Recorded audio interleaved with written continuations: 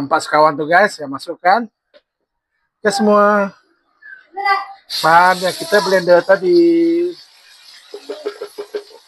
Ikan jan, saya lupa. Kita pakai kayu manis, bunga cengkeh, buah pelas, kari ikan. Letak sedikit dulu.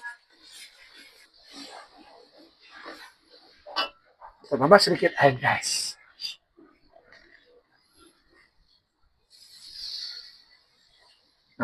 Sedikit supaya kita punya bahan kari kita ni betul-betul.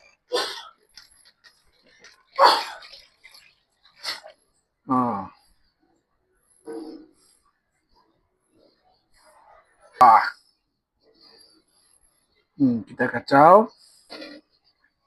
Kita masukkan kita punya cili dan juga terung. Supaya terung ni lembut dan mengeluarkan. Saya lupa beritahu, ini adalah gula guys. Sedikit gula dan juga garam dan ajinomoto dan serbu perasa Maggi guys. Kita letak semuanya. Dia. Ini cara saya masak kari ikan jan. Kita kacau sebagai guys. Kita gaul.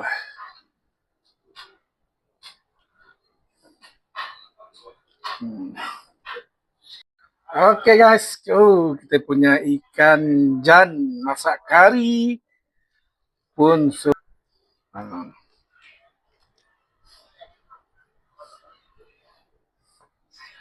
Kita kacau lagi supaya dia berlemak guys. Kita punya kari tomato. Kita punya santan air, takut dia pecah minyak lagi, tak sedap guys. Oke guys, wah kita punya kari ikan jan pun sudah masak, dia mula pecah.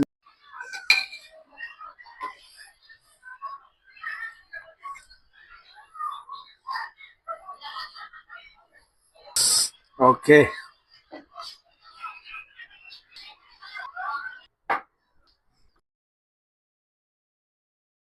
Ikan guys, ini adalah ikan kari guys.